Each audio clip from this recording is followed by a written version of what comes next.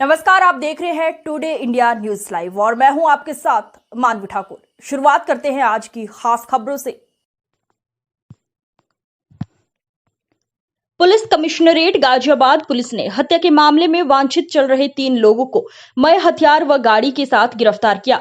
पूछताछ के दौरान अभियुक्त अमित ने बताया कि जब से मेरी शादी हुई है तभी से मेरी पत्नी सरिता चौधरी के साथ कई बार विवाद हुआ, जिसको रिश्तेदार व जिम्मेदार लोगों द्वारा सुलझाया गया। मैंने अपनी पत्नी के नाम पर एक मकान दुहाई जिसकी कीमत लगभग 80 से 90 लाख रुपए है। वो एक फ्लैट चिरंजीवी विहार जिसकी लगभग कीमत 50 से 60 लाख रुपए है करा दी थी। अब मेरी पत्नी काफी समय से अपने भाई मनोज के घर रह रही थी। हमारे बार बार बुलाने के बाद भी वो वापस नहीं आ रही थी। मेरी पत्नी सरिता चौधरी और मेरा साला मनोज मेरी दुहाई वाले घर व चिरंजीवी विहार वाले फ्लैट को बेचना चाहते थे। काफी समझाने पर भी नहीं मान रहे थे तथा अपनी पत्नी व पुत्री को रक्षाबंधन के त्योहार पर बार बार बुलाने पर घर आने से भी मना कर दिया था, जिसके कारण परेशान होकर हम लोगों ने मनोज की गोली मारकर हत्या कर दी थी। इन्होंने 30 अगस्त को तहसील सदर गाजियाबाद परिसर में मोनू उर्फ मनोज चौधरी को उसके चैम्बर में घुसकर उसके बहनोई अमित डागर व बहनोई के भाई नितिन डागर और उसके साथी ने 3 दिन दिहाड़े समय करीब 2 बजे गोली मारकर हत्या की सनसनीखेज वारदात को अंजाम दिया था। सूचना थी कि तहसील परिसर में एक अधिवक्ता के चैम्बर जो 95 के अंदर एक मोनू उर्फ मनोज चौधरी नाम के अधिवक्ता को गोली मारकर हमला किया गया है। मौके पर तुरंत पहुंच के पुलिस ने उनको हॉस्पिटल पहुंचाया और वहां पे हॉस्पिटल में डॉक्टरों ने उनको ब्रॉड डेड कर दिया है। मौके की जो स्थिति ये थी कि उनके अंदर जो काफी कुछ मतलब खून और सब पड़ा हुआ था, तो वहां पे एक आई विटनेस मनीष त्यागी जी मिले थे और इसी घटनास्थल को हम लोगों ने सील करके तमाम सबूत इकट्ठे किए हैं। शुरुआती तौर पर लोगों का कहना है कि कुछ लोग मुंह ढक के आए हैं, कोई बता रहा था 2, कोई बता रहा था 3, तो उसके बाद हमला करके चले गए।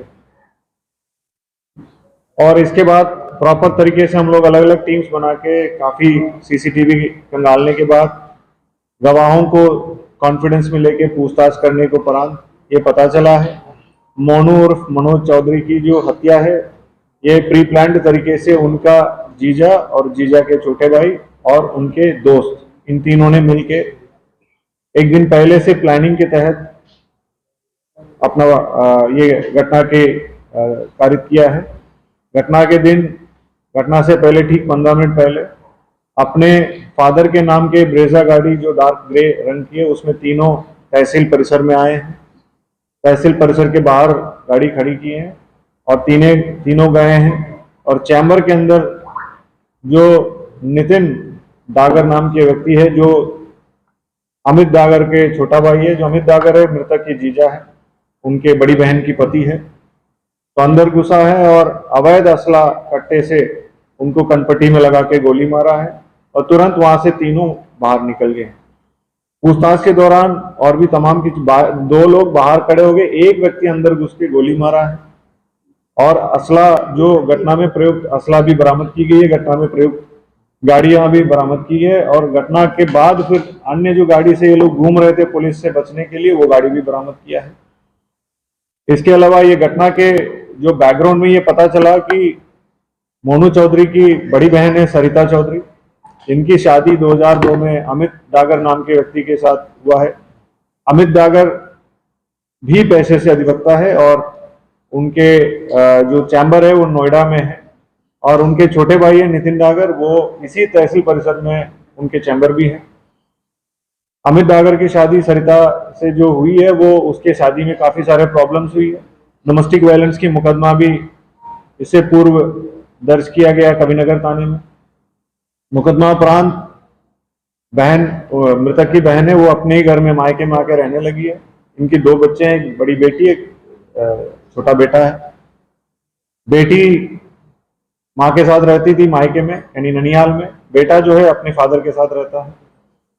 इस बीच में प्रॉपर्टी को लेकर भी विवाद हुआ है। जो अमित डागर है अपनी वाइफ के नाम से दो प्रॉपर्टी 2012 और 2016 में खरीदा है।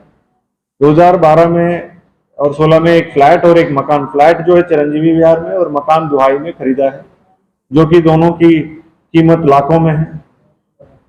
तो इस दोनों प्रॉपर्टी को बेचने के लिए सरिता चौधरी और उनके भाई मोनू चौधरी प्रयास कर रहे थे, जिसका विरोध अमित डागर के द्वारा किया गया है।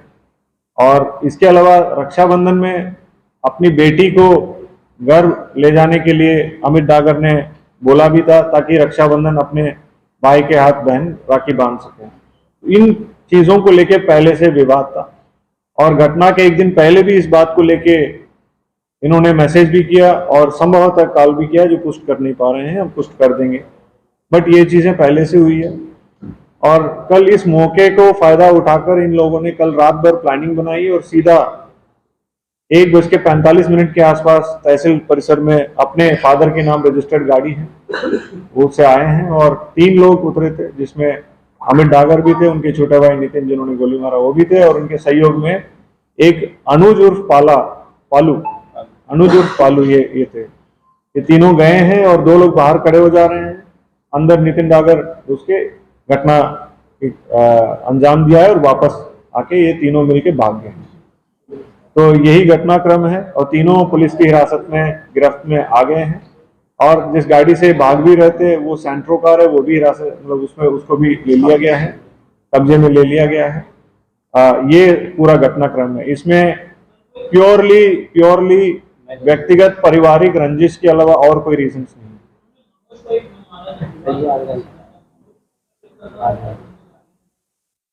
देखिए, मनोज ही अकेला उसके घर में आदमी के रूप में थे और क्योंकि उसके फादर भी नहीं थे। मनोज चौधरी के फादर यूपी पुलिस के सब इंस्पेक्टर थे और यहीं तैनात भी रहे हैं और उनके जाने के बाद सारी जिम्मेदारी मनोज चौधरी की था। तो अपने बहनों को जो भी देखभाल करना, शादी कराना, उनके सारे जो कुछ भी मदद करना, सरिता चौधरी की पूरी तरह से साथ मोनू चौधरी दे रहा था।